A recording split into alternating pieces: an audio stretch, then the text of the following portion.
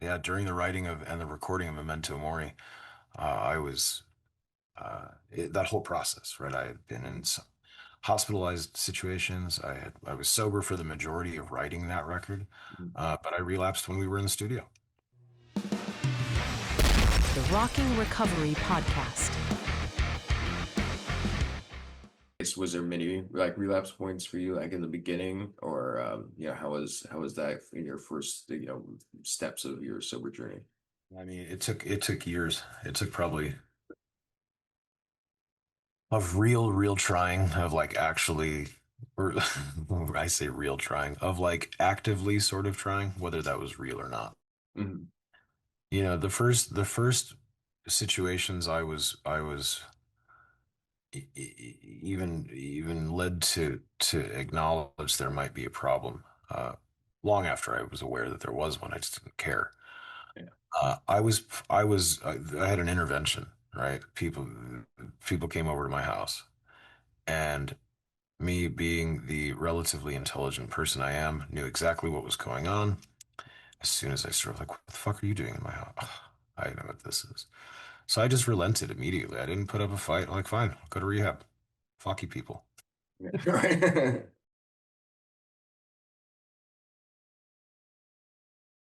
You can't make anybody do anything. 100%. And it hurts people. I know it hurts people who witness people going through addiction because they feel powerless. And you know what? I'm here to tell you, you are. You are powerless. You have no control over that person and you have no control over their addiction. And the only thing that will get them through it, hate to say it, is compassion and patience. You force somebody into rehab, you're prolonging the inevitable relapse.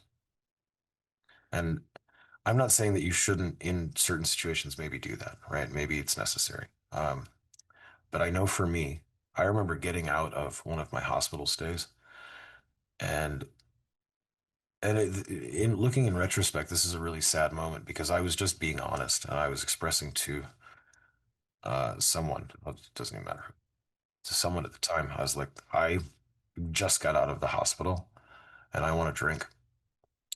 And I got so shamed for that because I was honest. I was just being like, listen, I don't know how to cope with this. I just went to the hospital for 3 days to detox. And I'm telling you right now, I have no interest in being sober. I don't want to do this. Yeah.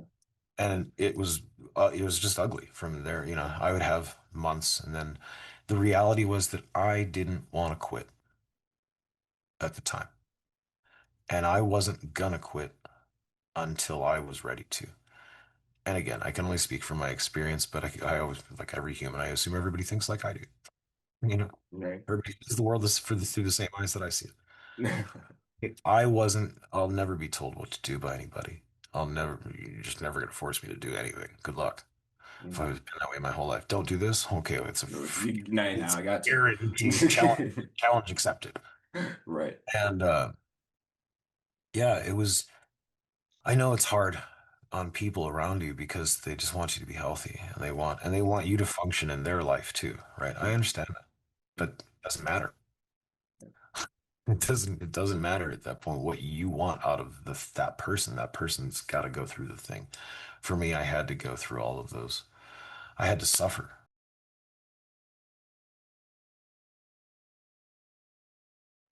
right? Now, with the on like the music side of things, now I mean, what one of your songs that you have meaning lyrically in the video alone for "Remember We Die," Mhm. um, was that an inspiration coming out of that mentality, or was that something that maybe like during you were still in that During, headspace, but you were oh, wanting to? during, yeah. During the writing of and the recording of Memento Mori, I was that whole process, right? I had been in Mhm. some hospitalized situations. I was sober for the majority of writing that record, Mhm. but I relapsed when we were in the studio and was hiding it. We were Yeah. in the studio alongside Hell Yeah, and Vinnie Paul was in the building every day, and Vinny would walk. I remember one day walking by me when it was like my drinking's still a secret. It's like noon. Yeah. Vinny walks by. He's like, "Want to do a shot?" And I was like, "Yeah, Yeah, it's it's like, oh Lord, you yeah, challenged me today and you yeah." knew I was gonna.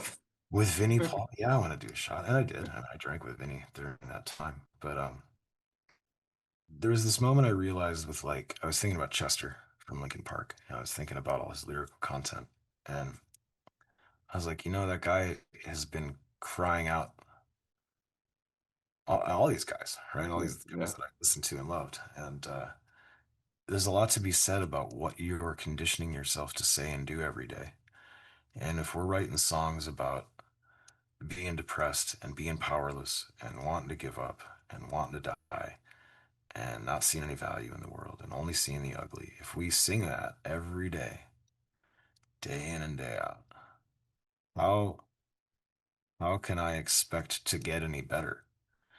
So, if you're familiar with any of my work, there's almost always like this nugget of positivity. There's always a little bit, a glimmer of hope. Kevin Churko said that we were life metal instead of death metal, right? right, right. Um, I like that. I do. I always love that too. Uh, but I started writing that way cognizantly because I wanted to not only for the listener, but for my own sake, right? Yeah. It's like a reminder to myself, like you're still here. Don't let go. You know, Yeah. um, that song was sort of influenced from one of the Perfect Circle songs too. It's everyone, what's your rush? Everyone's going to have their day to die. And Yeah. it's very much that same message. It's like, listen, we're going to check out. There's plenty of time to see the other side. You'll have plenty of time to go over there. I hadn't gotten to, my coding and my seizures yet. That was another 3 years away or 2 years away from the point when I wrote that record. And there's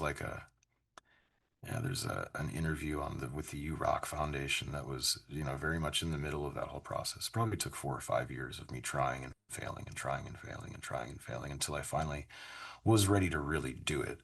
Again, it's like the Jedi said, do or do not, there's no try, right? Yeah. I was trying to get sober because the reality was that I didn't really want to Yeah. until I wanted to. And I don't know how to tell anybody to get to that place faster other than being honest with yourself. Just know that like if you're in a place where you are starting to struggle with an addiction, like it's time now to get help. Yeah.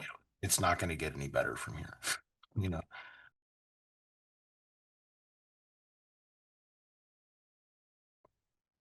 is that at some point in my journey as a person and with my battles with substances and addictions, that at some point I stopped having fun. And at that point, I stopped living genuinely and authentically. I thought I was. I thought I was being authentic. And maybe for some time, even in that, maybe there was a pocket of my depression that was genuinely authentic. And I had to go through that too. I feel for me, that was all part of my evolution as a soul or whatever, and things I had to overcome. I feel like I was almost given those second chances in a sense so that I could live a life that wasn't full of just pain all the time. And yesterday we had this interview scheduled for yesterday, and I had to cancel because I was in a fucking not a good. I was not doing well yesterday. I had a bunch of stuff happen in the last couple of weeks, and I've had a lot of good things in the works right now. Like career wise, I have a bunch of things on the horizon that are cooler than anything I've done yet. I'm It's super awesome, stoked. man. Future. I'm really, really grateful that I'm still here to have Big these facts. Yes. opportunities, right? And if I hadn't been given those, like, it would have just been a life of pain. Mhm. And, you know, I entertain the idea that reincarnation is probably a thing. I think I'll probably catch flack for that too from some of my my more devout Christian friends, but sorry guys, I believe in reincarnation. Anyway, if that is just operating from the worldview that that is the case, like what I definitely don't want to do is come back and do what I did here again. I definitely don't want to come back and have to beat addiction in another lifetime. So I'm glad I got to do it here.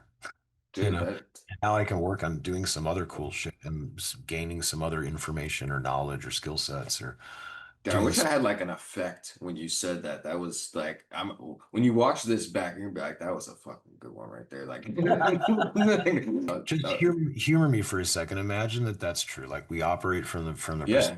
that reincarnation's a thing, and that you come here and you do your lessons and you have your hardships and your trials, and then you get through whatever you get through, and then we're all on this journey of the soul, through however many lifetimes we like Pythagoras said it was 800 lifetimes, right? That you had to live before you could achieve this, whatever. So if my lesson here, one of them was to overcome addiction, and then I didn't, then I seemingly I would come back again in another lifetime and have to grow up and go through all the circumstances that would lead me to make those choices to become an addict again and then have to overcome it then. Who's to say I haven't done this 20 times already? Because it was a struggle. It was not easy. Oh Um, man. just so I don't lose the point about the reason I brought up yesterday, right? Hmm. 6 years sober. I smoke pot, right? But like I don't smoke pot and get like stupid, like, whoa, I can't, I'm not aware of the world anymore. Like pot for me is a replacement for antidepressants. Like I don't take Lexapro and Buspar anymore. I smoke Yeah. weed instead. I think it's way better for me. It keeps me Mhm. from going too far one way or the other. But in that moment, I texted you. I was having a meltdown, man. Just a bunch of stuff was going wrong. Dude, when I saw the voicemail clip, I was like, he don't even send voice clips. It's Uh, like this has gotta be bad. I had to explain it to you because I couldn't type. I was like so mad. Yeah, yeah. I was mad about. But here's the reason I'm bringing that up is like I didn't relapse. I didn't use anything to numb the pain in that regard. Um, Total transparency. My wife has a a prescription for Xanax for anxiety that she never takes. It's there for like emergencies when she has panic attacks. Mhm. And I took a little part of a Xanax yesterday just to as a tool, right? Not in an abusive way. I took a very small dose, and it after an hour, I was like, I want to kill things about 50% less than I did before. So that's a vast improvement. We ended up going out to dinner with a friend of mine who was in town, who's never been to Vegas, and like we'd been planning this, and like, how am I going to not show up to that? And I ended up going out to dinner with them, and they came back to the house for a little bit, hung out, and we had a really good time. And my whole mood shifted throughout that evening. Like it's just incredible how quickly things can change, how quickly your circumstances can change from good to bad, but the other way too. And on the way to dinner, as we were pulling in the parking lot, I got a phone call from somebody with like some of the best news I've ever had in my life. I can't talk about what it is at this point, but like it was a huge, I cried when I got this phone call. And it was like such a fucking sharp turn from where I had been an hour before that. And now, like, this whole new path has opened up in my life that we're going to start walking down. And it's exciting and it's amazing. And I guarantee you, I wouldn't have been in this place if I was still fucked up.